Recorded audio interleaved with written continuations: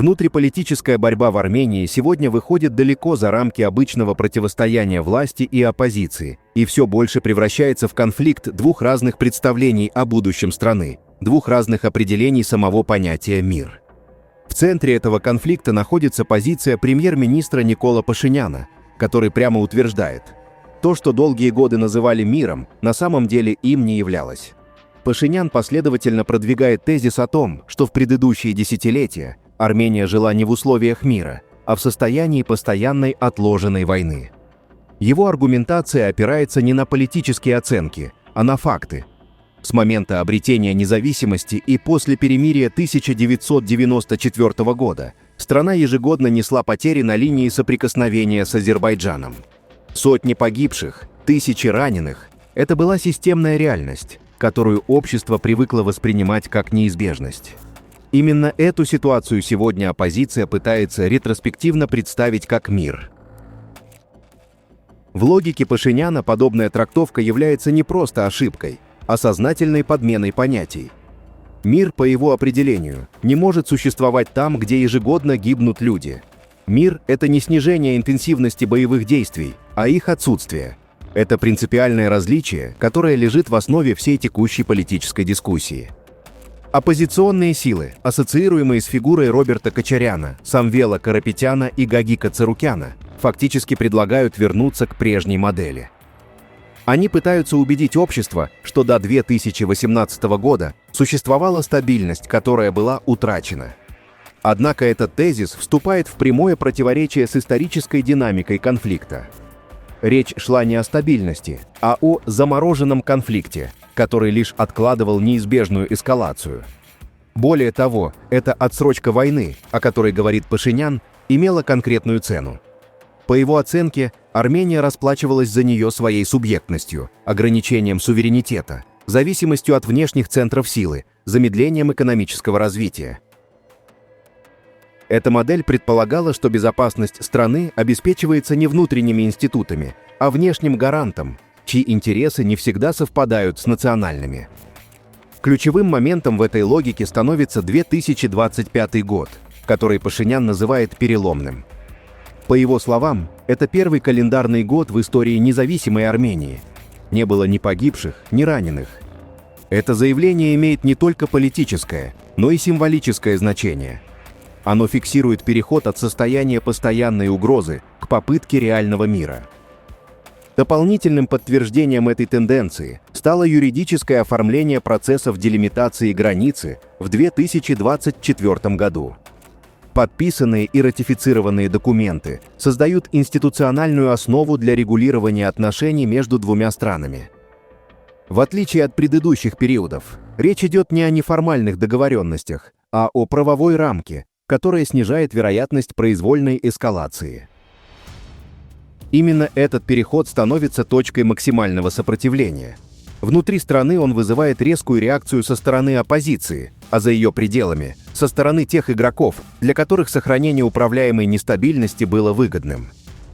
Особое место в этом контексте занимает Россия.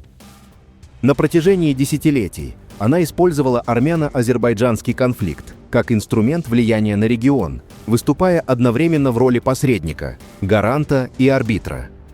Такая позиция позволяла сохранять контроль над политическими процессами и ограничивать самостоятельность стран Южного Кавказа.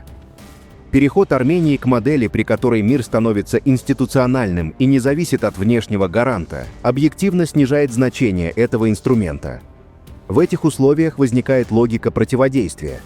Все чаще звучат оценки о том, что значительная часть армянской оппозиции связана с российскими политическими и экономическими центрами и действует в русле их интересов.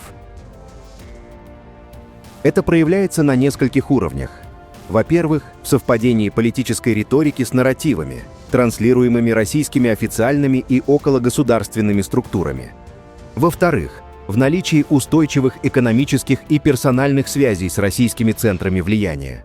В-третьих, в попытках делегитимизации текущего политического курса именно в те моменты, когда страна предпринимает шаги к снижению зависимости.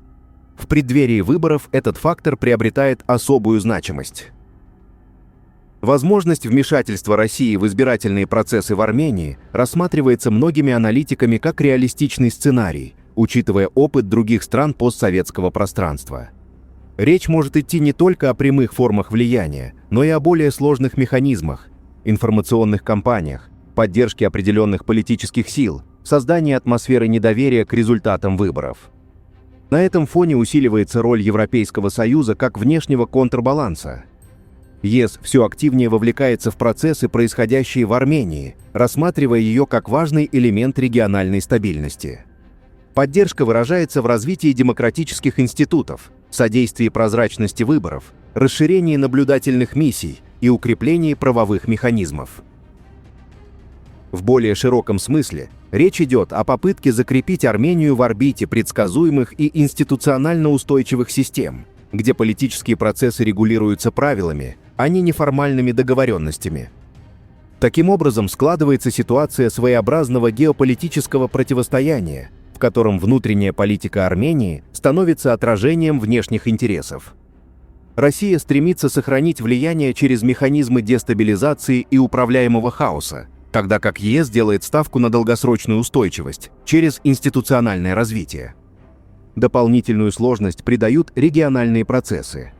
Отношения между Россией и Азербайджаном демонстрируют признаки напряженности, особенно в контексте отказа Баку участвовать в ряде инициатив, связанных с расширением российского влияния, включая транспортные проекты через Сюник. Это создает предпосылки для поиска Москвой новых инструментов давления, в том числе через косвенные каналы. По данным армянских аналитиков, Москве было бы сверхвыгодно, если бы Азербайджан настаивал на Зангезурском коридоре или же вовсе начал войну против Армении. По тем же оценкам, у Баку существует своеобразный долг перед Москвой, связанный с Карабахом. Именно при зеленом свете со стороны России Азербайджану удалось установить контроль над Карабахом.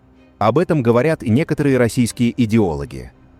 Внутри страны ситуация осложняется кризисом доверия. Политическая дискуссия все чаще заменяется громкими заявлениями, публичными вызовами и демонстративными конфликтами. Это снижает качество политического процесса и делает систему более уязвимой к внешнему влиянию. В итоге вопрос, который сегодня стоит перед Арменией, выходит далеко за рамки текущей политической борьбы. Речь идет о выборе между двумя моделями: мир как реальное отсутствие войны и мир как иллюзия, скрывающая постоянную угрозу. Позиция Пашиняна в этом контексте предельно четкая. Мир возможен только тогда, когда перестают гибнуть люди. Все остальное — лишь отсрочка.